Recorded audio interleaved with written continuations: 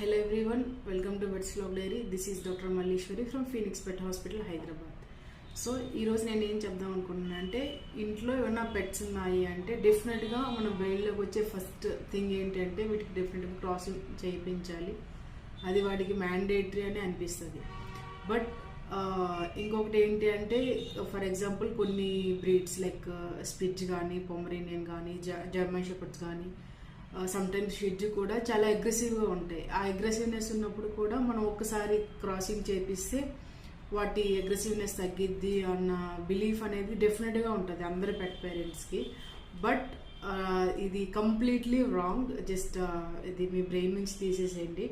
ఎందుకంటే అగ్రెసివ్నెస్ వల్ల క్రాసింగ్ వల్ల అగ్రెసివ్నెస్ తగ్గిద్ది అనేది definitely it is a big myth in pet parents. Especially మేము జస్ట్ జనరల్ ఓపీకి చూస్తున్నప్పుడు మోస్ట్లీ ఈ అగ్రెసివ్ బ్రీడ్స్ పెట్ పేరెంట్స్కి అంతా ఇలానే they are in like dilemma that మనం వీడు అగ్రెసివ్గా ఉన్నాడు, సో మనం ఒకసారి వీడి క్రాసింగ్ చేపిస్తే డెఫినెట్లీ హీల్ బి నార్మల్ అన్న బిలీఫ్ ఉంటుంది. But it is not at all proven thing and it is not at all happen also. So ఈ అగ్రెసివ్నెస్కి క్రాసింగ్కి అనేది సంబంధం అనేది లేదు.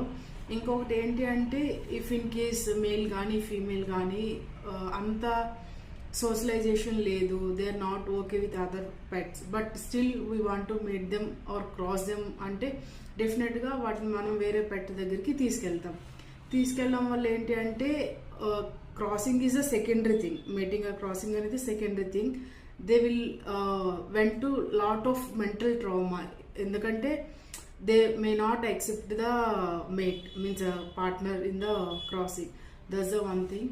ఇంకొకటి ఏంటి అంటే if we do crossing healthy and proper మేట్ని సెలెక్ట్ చేసుకోవాలి.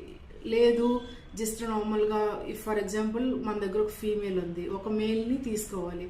We are not sure about his vaccination, his health history, వాడికి ఏమన్నా డిసీజెస్ ఉన్నాయా అవి కూడా అన్ని క్రాస్ చెక్ చేసుకోవాలి.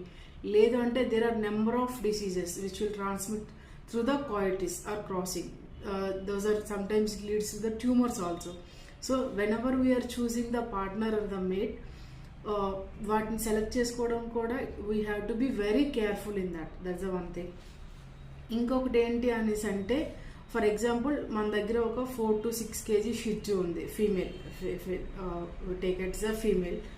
సో వాటికి male partner maximum of the same size or the less than that size ఉండాలి. లేదు